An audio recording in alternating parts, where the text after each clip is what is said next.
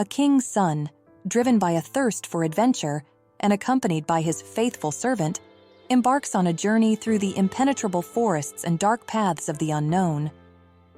Join him on this captivating journey of mystery and unexpected twists as the king's son and his servant push the boundaries of the impossible to reveal the power of love and truth. Welcome to the world of fairy tales. The Riddle, a fairy tale from the brothers Grimm. Once upon a time, there was a king's son who had a great desire to travel the world, taking no one with him but his faithful servant. One day, he found himself in a large forest, and when evening came, he couldn't find a shelter and didn't know where to spend the night. Then he saw a girl walking towards a small house, and as he got closer, he saw that the girl was young and beautiful.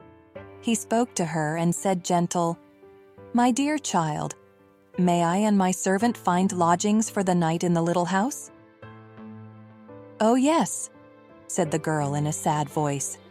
"You can. But I advise you not to go in." "Why shouldn't I?"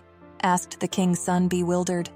The girl sighed and said, "My stepmother practices evil arts. She doesn't like strangers." Then he realized that he had come to a witch's house, but as it was dark and he couldn't go any further and he wasn't afraid, he went in. The old woman sat in an armchair by the fire and looked perilous at the strangers with her red eyes. "Good evening," she sneered, acting very friendly. "Sit down and rest." She blew on the fire in the stove, where she was cooking something in a small pot. The daughter warned the two of them forcefully to be careful, not to eat or drink anything, because the old woman brewed evil drinks. They slept peacefully until the early morning, when they were getting ready to leave, and the king's son was already on horseback. The old woman said hypocritically, "Wait a moment, I want to give you a farewell potion first." While she was fetching him, the king's son was already riding away, and the servant, who still had to fasten his saddle, remained alone when the evil witch came with the potion. "Take this to your master," she said hypocritically. But at that moment the glass burst, and the poison splashed onto the horse with such force that the poor animal dropped dead instantly. The servant ran after his master and told him what had happened, but he would not give up the saddle and ran back to get it. But when he came to the dead horse, a raven was sitting on it and eating it. "Who knows if we'll find anything better today?" said the servant thoughtfully, and killed the raven and took it with him. They walked in the forest all day, but couldn't find their way out. At nightfall they came to an inn and went in.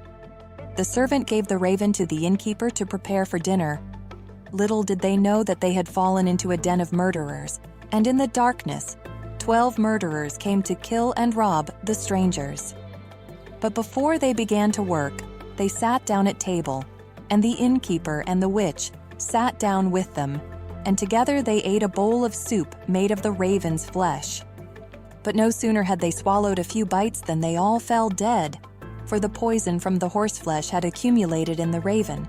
There was no one left in the house, only the innkeeper's daughter, who meant well and had nothing to do with the terrible things that had happened. She opened all the doors to the stranger and showed him the treasures he had amassed.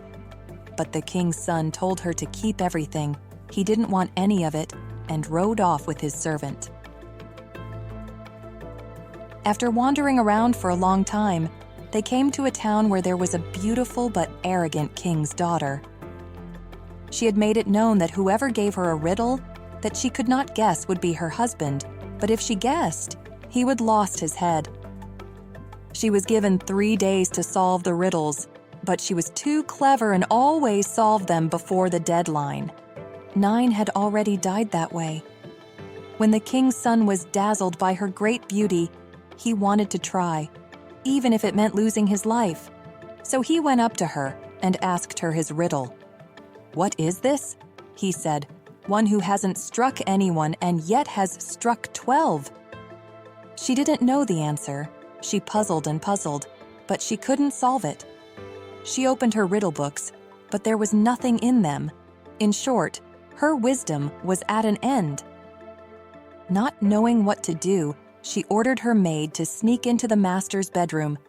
There she was, to eavesdrop on his dreams, thinking that he might talk in his sleep and reveal the secret. But the clever servant had gone to bed instead of the master, and when the maid arrived, he tore off the cloak she was wearing and chased her out with a rod. On the second night, the king's daughter sent her maid out again to see if she could eavesdrop better, but the servant also took away her cloak and chased her out with a rod. Now, the master thought he was safe for the third night and was lying in his bed when the king's daughter herself came. She had a nebulous gray cloak on and sat down beside him. When she thought he was asleep and dreaming, she spoke to him, hoping he would answer her in his dream, as many do. But he was awake and understood and heard everything very well. Then she asked in a whisper, "One has struck no one. What is that?" He answered softly, "A raven that ate of a dead and poisoned horse and died." She asked again in a whisper, "And struck 12, what is that?" 12 murderers who ate the raven and died of it. Knowing the riddle, she tried to sneak away, but he held her cloak so tightly that she had to leave it behind.